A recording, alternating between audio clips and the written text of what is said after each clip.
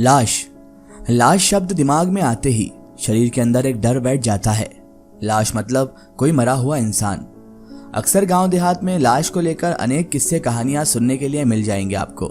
कुछ कहानियों को सिर्फ लोगों को डराने के लिए गढ़ा जाता है, तो बहुत सी कहानियां सच भी होती हैं। कहीं ना कहीं से उसका संबंध किसी के साथ होता है। कोई कहानी ऐसे ही दिमाग की उपज नहीं हो सकती है।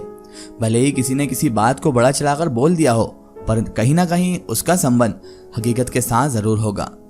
आप जो भी समझें, झूठ या सच, पर कहानियां तो कहानियां होती हैं। एक ऐसी ही कहानी मैं गांव देहात से खोज कर लाया हूं, जो थोड़ी रोमांचक है, पर आप इसे हकीकत समझने की गलती ना करें। यह झूठ भी हो सकती है।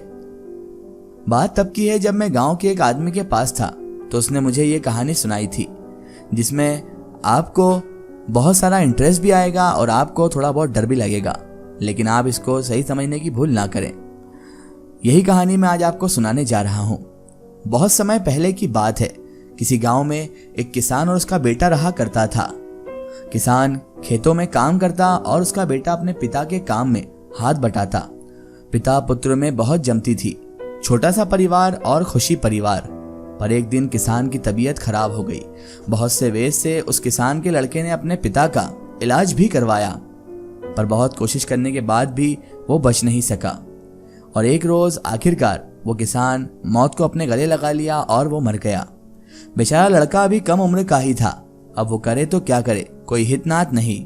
घर में मातम छा गया। गांव वालों ने निर्णय लिया कि हम सभी मिलकर उसके पिता को शमशान ले जाते हैं और वहीं पर दाह संस्कार कर देते हैं। गांव वाले उस किसान की लाश को कंधा देकर शमशान घाट तक लेकर चले गए। उस किसान का बेटा भी अपने पिता के लाश के साथ आगे आगे चलता हुआ शमशान घाट पहुंच गया। पर शमशान घाट पहुंचकर गांव वालों ने देखा, जिस आदमी को चिता की लकड़ी लाने के लिए बोला गया था, वो आदमी चिता की लकड़ी लेकर शमशान घाट अभी तक पहुंचा ही नहीं है। अब गांव वाले इंतजार करने लगे कि वो आदमी चिता की लकड़ी लेकर कब आएगा। बहुत देर तक इंतजार करने के बाद भी कोई चिता की लकड़ी लेकर नहीं आया। सब लोग सोच में पड़ गए कि अगर चिता की लकड़ी नहीं आई तो फिर इसे हम दाह संस्कार कैसे करेंगे। उसके बाद गांव वालों ने तय किया कि हम सभी वापस गांव जाते हैं और चिता की लकड़ी लेकर वापस शमशान घाट आ जाते हैं। एक तो बहुत ही कम आदमी शमशान घाट पहुंचे थे, और उस पर भी लाश को शमशान घाट में छोड़कर वापस जाना उचित नहीं था। अगर लाश को छोड़कर जाते हैं तो फिर कोई जंगली जानवर लाश को खा भी सकता है। कोई जंगली जानवर लाश को ना खाए, इसलिए लाश के पास किसी को रहना जरूरी था। बहुत सोच विचार करने के बाद यह निर्णय लिया गया कि उस किसान के बेटे को ही अपने पिता के लाश के पास छोड़ दिया जाए। वो उस लाश का बेटा है, उससे अच्छा लाश की हिफाजत कौन कर सकता है। और तब तक हम सब जाकर लकड़ी लेकर आ जाते हैं। गांव वालों ने उसके बेटे को बोला कि तुम अपने पिता की लाश के पास ही रहना बेटा, और लाश की देखभाल करना। हम सभी गांव वापस जाते हैं और चिता की लकड़ी लेकर वापस आ जाते हैं। देखना, जब तक हम सभी वापस नहीं आ जाएं, तुम यहाँ से कहीं मत जाना, यहीं लाश के पास रहना। उस किसान का बेटा तो बहुत ज़्यादा गमगीन था ही, मातम तो छाया ही हुआ था। उसने सोचा कि अच्छा है, मुझे मेरे बाप की लाश के साथ कम से कम थोड़ा वक्त गुजारने को तो मिल रहा है। उस किसान का बेटा तैयार हो गया। वो वहीं पर रुक गया और गांव वाले चिता की लकड़ी लाने के लिए वापस गांव चले आए। जहां पर लाश रखी हुई थी, ठीक उसके सामने से एक नदी बह रही थी।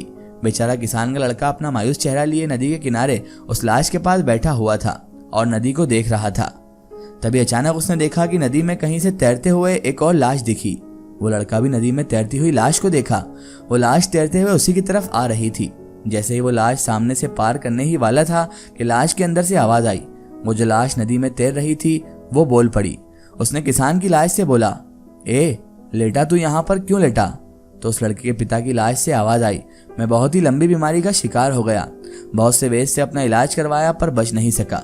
मैं मर गया, इसीलिए यहाँ पर लेटा हूँ। फिर उस लड़के के पिता की लाश के अंदर से आवाज आई, ए तैरता, तू नदी में क्यों तैरा?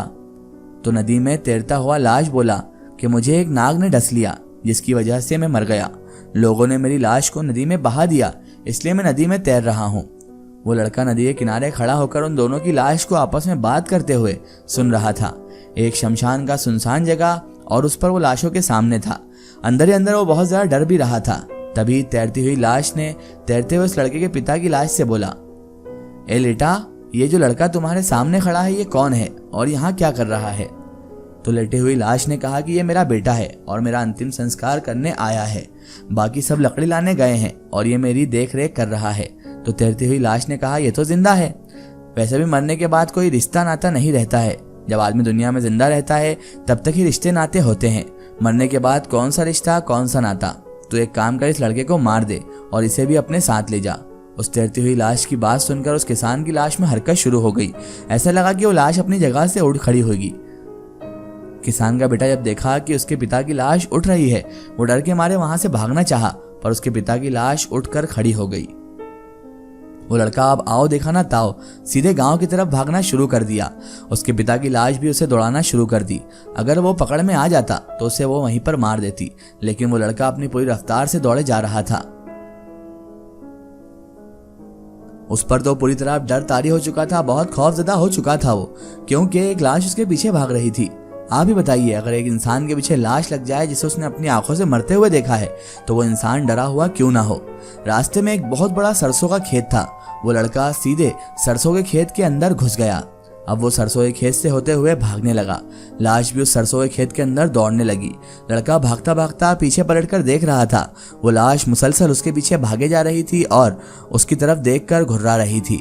ऐसा लग रहा था कि अगर ये लड़का उसके पकड़ में आ गया तो वो अभी इसे मौत की घाट उतार देगा। लड़का अब और तेज भागने लगा। जैसे उसने पीछे पलटकर लाश को देखा तो वो डर गया, क्योंकि लाश अब धीरे धीरे उसके करीब आ रही थी। लाश भी उसे सरसों के खेत के अंदर दौड़ाने लगी थी। लड़का भागता भागता वहां से गांव पहुंच गया। लाश भी उसका पीछा करते करते जहां से गांव शुरू होता है वहां तक आ गई। जब लाश अपने मंसूबे को पूरा नहीं कर पाई तो वापस फिर से शमशान घाट चली गई। इधर वो लड़का दौड़ता दौड़ता गाँव भी पहुंच गया। गांव वालों ने देखा कि जिस लड़के को अपने पिता की लाश की देखभाल करने के लिए छोड़ा गया था वो तो वापस आ गया है। तो गांव वाले उस पर गुस्सा करने लगे और बोले कि तुम कैसे बेटे हो, कैसे लड़के हो जो अपनी पिता की लाश को शमशान घाट में अकेले छोड़कर वापस चले आए। तो वो लड़का अपनी आप बीती गांव वालों को सुनाया कि कैसे उसके पिता जीवित हो उठा और उसे मारने के लिए दौड़ने लगा, कैसे वो सरसों के खेत से होते हुए भागा और उसके पिता की लाश भी सरसों के खेत में उसे दौड़ाने लगी। उस लड़के की बात सुनकर गांव वाले उल्टा लड़के के ऊपर गुस्सा होने लगे और बोले कि कहीं मारा घोड़ा भी घास खाता है, तुम जरूर शमशान घाट में डर गए होगे तभी वापस चले आए। पर लड़का अपनी बातों पर अड़ा हुआ था। तो गांव वाले बोले चलो चलकर देखते हैं तुम्हारे पिता अपनी जगह पर हैं या नहीं। गांव के बहुत से लोगों ने इस बात का हुआ बनाकर पूरे गांव में ये बात फैला दी। गांव के बहुत से लोगों को जब ये बात मालूम पड़ी तो झुंड के झुंड शमशान घाट की तरफ चल दिए। सभी में कोलाहल था कि कैसे कोई मरा हुआ आदमी भी जिंदा हो सकता है। जब गांव वाले शमशान घाट पहुंचे तो देखे कि लाश अपनी जगह पर लेटी हुई है। जैसे वे लाश को छोड़कर गए थे लाश वैसे ही पड़ी हुई थी। गांव वालों को फिर से गुस्सा आ गया। गांव वाले उस लड़के को डांटने लगे, पर लड़का फिर भी अपनी बातों पर अड़ा हुआ था। लाश के लिए चिता सजाई गई और जब लाश को चिता के ऊपर रखने के लिए उठाया गया तो गांव वाले ये देखकर हैरान हो गए कि लाश के पैर में भी सरसों का फूल लगे हुए थे। जब कफन लाश पर से हटाया तो सभी हैरान हो गए। लाश के दोनों पैर में सरसों के फूल लगे हुए थे। अब उसके बेटे की कही हुई बात पर सभी को विश्वास हो गया कि जरूर लाश सरसों के खेत में इस लड़के को दौड़ाई होगी, तभी लाश के पैरों में सरसों का फूल लगा हुआ है। गांव वाले तुरंत लाश को चिता पर लेटाए और जला दिए। ये बात पूरे गांव में फैल गई कि मरने के बाद भी लाश जिंदा हो जाती है और अपने सामने एकांत में रह रहे आदमी को मार भी सकती है। मरने के बाद सभी रिश्ते नाते खत्म हो जाते हैं।